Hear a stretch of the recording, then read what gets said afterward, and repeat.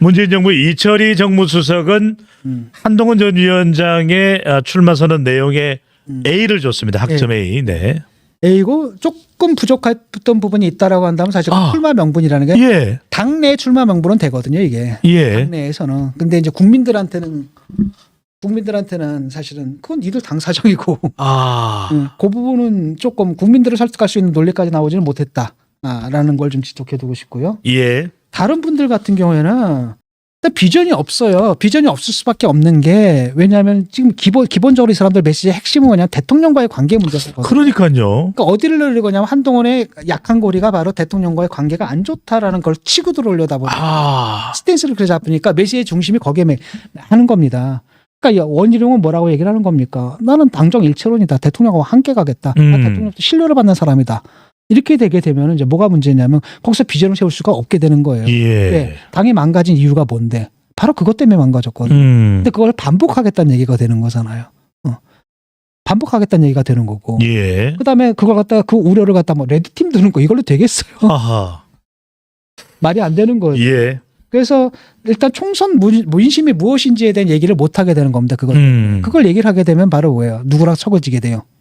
대통령하고 척을 지게 돼요. 총선 민심을 알잖아요. 1대7로 누구 잘못이에요?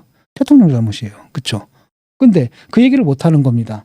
그러니까 진단이 안 되니까 처방이 나올 수가 없는 거죠. 예. 그 당을 어떻게 바꿀 것인가? 그냥 지금 그대로 가겠습니다잖아요. 지금.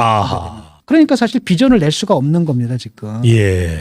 그래서 오로지 이제 역관계만 생각하는 거거든요. 그러니까 그게 문제가 뭐냐면 친윤, 예컨대 친윤이냐 반윤이냐 요 관계 속에서 자기 스탠스를 정하는데 지금 집중돼 있다 보니까 나라를 어떻게 바꿀 것인지, 그다음에 당을 어떻게 바꿀 자기 모습이 없네요. 자기 비전이 없네요. 제시가 되지 않은 겁니다. 예. 사실 한동훈 후보 같은 경우에도 그 부분이 많이 나온 건 아니거든요. 하지만 일부는 있잖아요. 그래도 예. 이런 걸 들고 나왔어야 되는데 그런 게 없다 보니까 결국은 무슨 싸움이 되게 되냐면 이제 셋이 싸움이 결국은 친윤이냐 반윤이냐 이렇게 이러면 안 됩니다. 비전 싸움이 돼야 되는 거예요. 예. 그래도 또 너무 또 뭐랄까 비관적인 건 아닌 게 그 최상병 특검 같은 경우는 뭐 어쩔 수 없습니다. 최상병 특검 바로 그 부분입니다. 그다음에 또 한편으로 뭐냐면 지금 그래도 이슈 싸움이 좀 되거든요. 예. 아젠다 세팅이지는 특히 이제 뭐가 있냐면 일단 당정 관계가 그렇고 예. 두 번째 붙은 게 최상병 특검에 중요합니다. 다른 견해가 나온 거거든요. 예. 하나는 우리가 자발적으로 특검하겠다라는 거고 저쪽은 특검은 안 된다라는 거고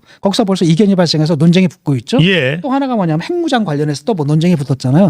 이렇게 된다면 전국 주도권을 짚는 겁니다. 이게 왜냐하면 아젠다 세팅이 되는 거고. 예. 그러니까 주요한 아젠다들이 다 어디서 나오고 있습니까? 여당에서 나오고 있는 거예요. 그러네요. 이건 굉장히 중요한 겁니다. 예. 이게 뉴스거리가 되거든요. 뉴스 릴리스가 다 되는 거고. 근데 민주당은 어때요? 일극 체제죠. 일극 체제죠. 네. 거기서 뉴스 될 게 없는 겁니다. 이렇게 된다라는 거죠. 그래서 예. 이 싸움이다라는 건 나쁜 게 아니에요. 좋은 겁니다. 다만 반칙을 하진 말아라. 반칙을 하진 말고 대통령의 관계 설정도 그렇잖아요. 한편으로는 뭡니까? 대통령과 분명하게 선을 그어야 돼요. 그거 민심의 요구입니다. 하지만 여당이기 때문에 대통령하고 척을 지고 나갈 수는 없는 거거든요. 그 내에서 하게 되는 거예요. 그래서 거기서 다양한 입장이 있을 수 있다. 예. 거죠. 그래서 다만 반칙만 하지 말라는 겁니다. 아까처럼 뭐 이철규처럼 뭐 이런 식의 반칙만 하지 말라는 거예요. 네. 그래서 이것도 난 생산적인 당정 관계를 어떻게 할 것인가에서 생산적 합의가 모아진 예. 이 전당대회를 통해서 그렇다면 이건 성공이다라고 보고요.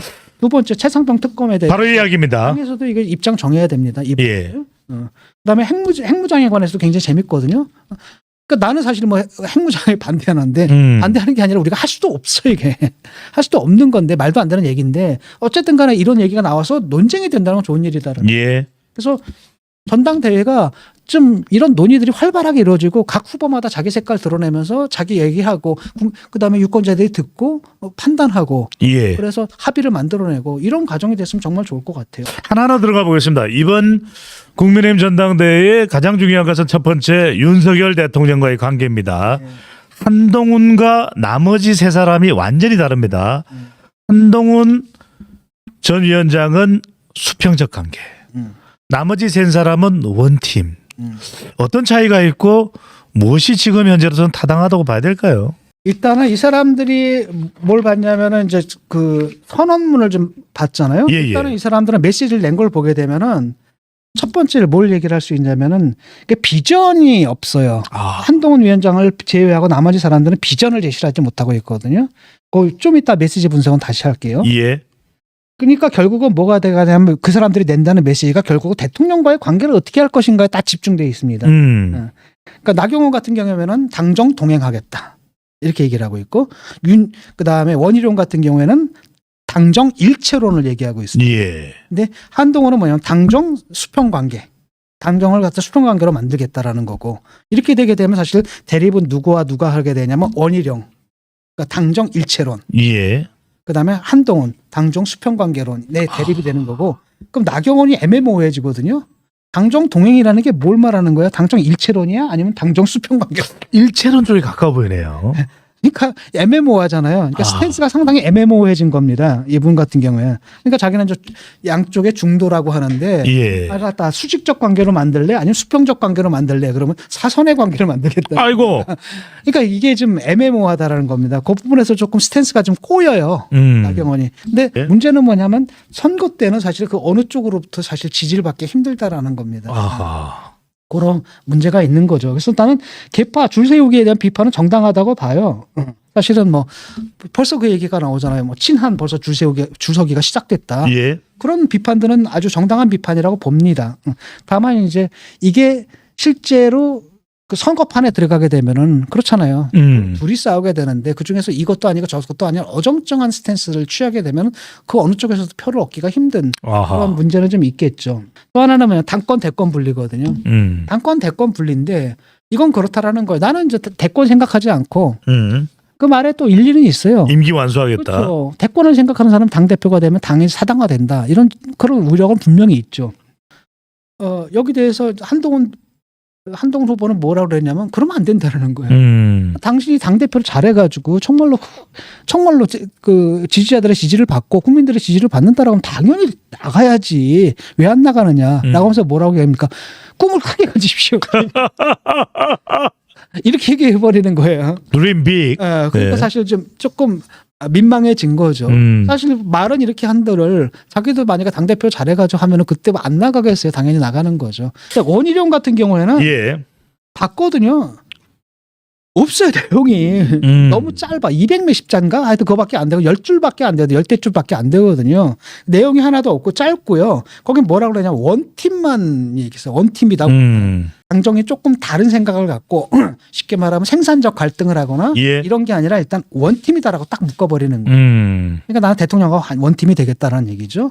그다음에 뭐냐면 신뢰가 있어야 당정 관계를 바로 세울 수가 있다라고. 신뢰는 무슨 신뢰겠어요? 누구의 신뢰겠어요? 윤 대통령. 그렇죠. 그 얘기예요. 너 신뢰 못 받잖냐. 결국 대통령의 신뢰는 나한테 있다라는 건 얘기입니다. 그럼 이제 그 다음에 당장 떠오르는 문제가 뭐냐면 너 결국은 수직적 당정 관계로 돌아가겠다는 얘기 아니냐 이 얘기잖아요. 그 다음에 이제 또 하나는 당신 민심을 갖다가 전달하겠다 뭐 이런 건데 진도가 많이 늦은 거예요. 예. 그건 당신 민심을 갖다 대통령한테 전달하라는 지난 2년 동안 국민들이 했던 얘기란 말이에요. 전달 못했단 말이죠. 그래서 총선 참패했단 말이죠. 총선 때도 결국은 총선에서도 대통령실 나서는 바람에 참패한 거 아니겠어요? 예. 진도가 여기까지 나가는데 이제 와서 당신 민심을 갖다가 대통령한테 곧바로 전달하겠다. 이거 진도가 많이 너무 늦은 얘기죠. 구체적이지가 않잖아요. 지금 가장 구체적인 사안으로 딱 떠오른 게 바로 뭐냐? 특검이거든요. 그러니까요. 최상병 특검이라든지 예. 우리는 이미 구체적인 사안에 와 있는데 아주 원칙적인 얘기만 하는 거 아닙니까? 당신과 민심을 갖다 레드팀을 두고 당신과 민심을 예. 전달하겠다라는 이거 텅 빈 얘기거든요. 사실 하나만 한 얘기를 한 거예요. 그러다 보니까 사실은 원희룡 같은 경우에는 지금 급하게 나왔다는 티가 나버리는 거예요. 한동훈 메시지를 더 소개해 주시면요. 네. 이분은 이철희 소장 있잖아요. 예. 이철희 소장이 뭐 그 점수를 A를 줬더라고요. 문재인 정부의 정무수석 출신입니다. 제일 나았다라고 학점 A를 줬거든요. 문제는 뭐냐면 첫 번째로는 일단은 그거예요. 이거 총선 책임은 일단 전적으로 제 책임입니다. 다른 사람한테 전가하지 않아요. 어쨌든 제가 더 잘했어야 합니다라고 얘기했다는 거예요. 예. 총선 책임 지겠다는 얘기예요. 두 번째로는 뭐냐면은 명분이란 말이죠. 당신 아니 뭐 패배 책임지고 물러난 지 지금 2달 됐어, 3달 됐었는데 왜 또 나와? 여기에 대한 명분 얘기거든요. 그 명분 얘기를 하는 겁니다. 지금 지난 2달간 그러니까 반성과 혁신의 골든 타임이었는데 그 시간 동안 뭘 했느냐? 우리는 아무것도 못했다. 그다음에 오히려 당 돌아가는 걸 보게 되면 오히려 뒤로 후퇴만 했다라는 거죠. 이래서는 안 된다라는 거예요. 예. 그래서 제가 나서기로 했다. 그리고 나는 여기가 죽을 자리라는 걸 내가 안다. 그 얘기 했습니다. 그 죽을 자리라는 걸 내가 안다. 그렇잖아요. 모든 사람이 말렸던 이유가 바로 그거였거든요. 거기 죽을 자리다. 거기 들어가게 되면 너는 대선 카드로서 예. 사라지는 것이다. 그다음에 민심에 호응해야 된다. 왜냐하면 총선 민심을 받아야 되거든요. 그러니까 앞에 나머지 후보들에게서는 그 부분이 잘 안 보여요. 왜냐하면 자기들이 스탠스를 그렇게 취하다 보니까 총선 민심에 호응해야 되는데 가장 패배한 이유가 바로 뭐였느냐. 대통령이 독주할 때 견제하지 못했다라는 거잖아요. 심지어는 어디까지 총선 과정에서까지도 견제할 수가 없었다라는 거죠. 그래서 민심은 뭐냐. 당정 관계를 수평적으로 재정립하라는 게 바로 총선의 민심이다라는 거고 이것은 우리가 어떤 식으로든 끌어안아야 된다라는 겁니다. 그러니까 대통령과 한편으로 협력을 하되 또 다른 한편으로 필요하다면 견제와 비판도 할 수 있으며 예. 나가서 뭘 할 수 있느냐 수정 제안도 할 수 있다. 그러니까 정부에서 어떤 안을 넣으면 무조건 하는 게 아니라 때로는 이게 아니다 싶으면 맞다라고 하면 협력하는 거고 아니다 싶으면 견제하면서 비판하고 그다음에 그 대안 대신에 이렇게 하면 어떻겠습니까? 대안을 제시하는 이런 정책 정당의 모습을 보여야 된다. 아하. 얘기를 한 것 같고 여의도 연구원은 강화한다는 이야기도 했습니다. 그렇죠. 그다음에 이제 당의 비전, 당을 어떻게 바꿀 것인가인데 가장 중요한 게 여의도 연구원이에요, 이게. 왜냐하면 옛날 여의도 연구원 엄청났거든요. 정말 정보부터 정책부터 이 능력이 뛰어났단 말이죠. 그래서 야당에서도 갖다 그 보고서 보고 막 이랬던. 유승민, 정두환 다 여의도 연구원장 출신입니다. 네. 그랬는데 이게 어느 순간부터 아주 오래됐습니다. 망가진 지가 꽤 오래돼가지고 그다음에 내가 뭐라고 얘기를 했냐면 요즘 내가 여의도 연구소 거는 연구원 거는 여론조사만 봐. 그게 한 10년 됐나? 그 얘기 한 7, 8년 됐을 거예요. 여론조사만 봐. 여론조사만 봐. 이랬거든요. 근데 어느 순간에 여론조사도 망가지더라고요. 또 다른 한편으로는 풀뿌리 정치를 세워야 된다. 그러니까 청년들이 아래로부터 쪽쪽쪽쪽 커서 올라가가지고 위까지 갈 수 있는 이걸 재생산 구조로 만들어야 되거든요. 이건 굉장히 중요한 부분인 게 왜냐하면 민주당도 이제 재생산 구조가 다 끊겼어요. 민주당 같은 경우는 뭐 하냐 젊은 애들 갖다 줄 세우기 시작하잖아요. 가가지고 어쨌든 대표한테 충성하는 거고 그다음 강성지지층의 지지를 받아가지고 막 올라가고 이런 게 돼버렸거든요. 이래서는 안 되기 때문에 풀뿌리 정치를 해야 된다라는 거고 또 다른 한편으로는 그 정치의 이제 저변을 확대해야 된다. 그러니까 쉽게 말하면 강성 지지층만 가지고는 안 된다. 중도부터 이걸 포괄해야 된다. 그쪽으로 나가야 된다. 라고 얘기를 했고 그래서 뭐 이 정도 아직은 추상적입니다. 추상적이지만 그래도 당이 어떻게 어느 방향으로 가야 될지 비전을 제시를 한 부분이 있는 거예요. 그다음에 이제 또 하나 주목해야 될 게 야당과의 관계 설정이거든요. 내가 대표가 되면 야당 만나겠다는 거. 자주 만나겠다. 논쟁하겠다. 그다음 설득하겠다. 때로는 내가 설득도 당하겠다. 그러니까 대화의 모드로 가겠다라는 그 얘기했습니다. 게 아니라 대화의 모드라는 거죠. 이런 것들 딱 보게 되면 내가 볼 때는 그냥 모범 답안이에요. 이게 딱 출마 선언문으로서는 모범 답안이라는 거죠.